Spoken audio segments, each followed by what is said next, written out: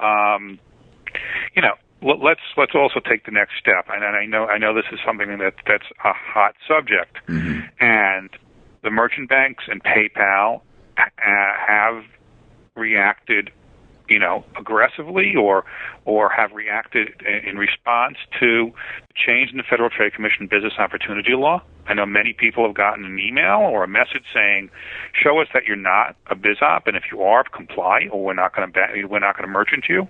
Okay, right. And it's certainly on the tip of everybody's tongues. Yeah, that's a big Kevin. One. Yep. There has been a business opportunity law for 40 plus years.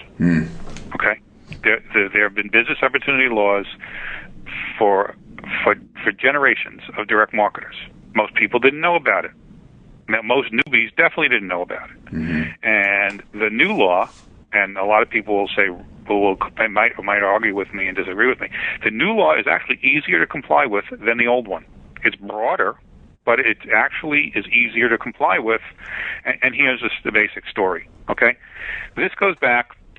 Business opportunity law and franchise law goes back to scams and frauds that happened post-World War II and into the early 60s with a lot of people going into business for themselves, okay, whether they were buying a franchise or they were doing what's called a business opportunity. And at the time, those were people with opportunities to have racks in stores and fill product, and they bought the right to do that. The old gumball machines, I actually have one in my office. I was one of the few people to make money on one because I got paid legal fees to litigate, to work on it. There were things back in the day called chinchilla farms where people would sell people chinchillas and they would breed them and they would sell back the pelts. I'm not kidding. Okay? And there was fraud, and the way the government has always handled attempts to stop fraudulent activity, a la the stock market crash in 1929, is information. Okay? Giving people pre-sale information, disclosure. Disclosure is the best way to protect the buyer. Okay? It's a paternalistic approach saying we need to help the consumer protect themselves. We do that by giving them disclosure. So for an IPO, for example, you get a prospectus. If you're going to buy stock or a mutual fund, you get a prospectus before you buy. A franchise, the franchise laws were developed in response to that. And if you're going to buy a franchise, to this day, you get a disclosure document, which you must have, which gives you all the basic information about the deal, and you have to have a 10-day cooling off period before you take any money. Okay? And certainly franchising has proven to be one of the largest, stable, growing elements of new business in the United States, if not globally, in the last 30 years. Okay? From a direct marketer's point of view, when I say to you, cooling off period, you gasp. Okay, you go, oh my God, I can't get an impulse buy. Right. All right. On the business opportunity world, the rule was basically simple.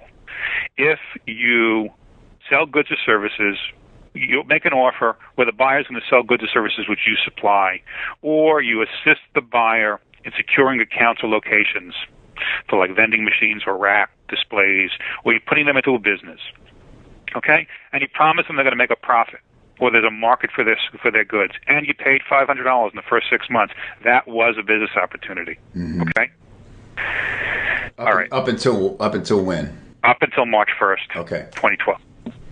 All right. And in the past, one way that was the obvious way that many offers avoided being a business opportunity was that the required payment was under $500.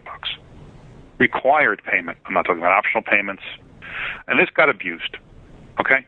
It got abused, and the FTC was concerned, especially given the current economy, about a lot of offers that were made to work at home, okay?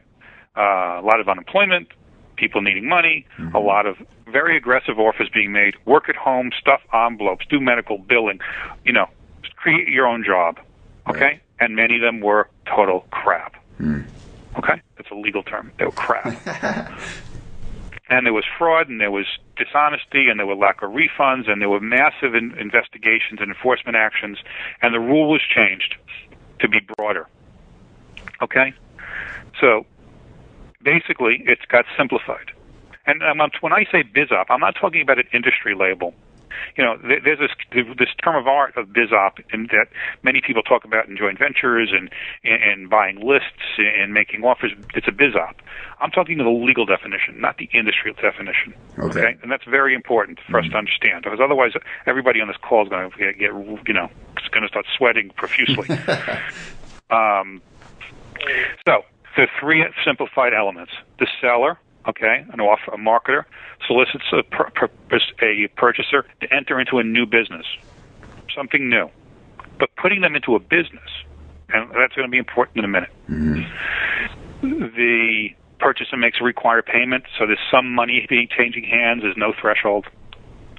Could be $1.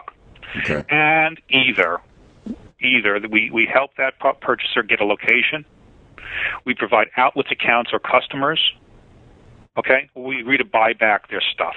Now, the buyback isn't as relevant these days, but the key element here is provide outlets, accounts, or customers. Put people in a new business. New business is something that the purchaser is not currently engaged in. Now everybody's probably going, well, what are we supposed to do? That kind of sounds like what I do. The rule's pretty clear. This does not apply to affiliate programs. Meaning, so just because if you're offering somebody a plan to promote your products as an affiliate, just because you're paying a commission, maybe you're paying a commission for them to offer your offer, doesn't make it a Biz-Op. Wow, that's big. So a couple of people will just wipe the sweat off their brow.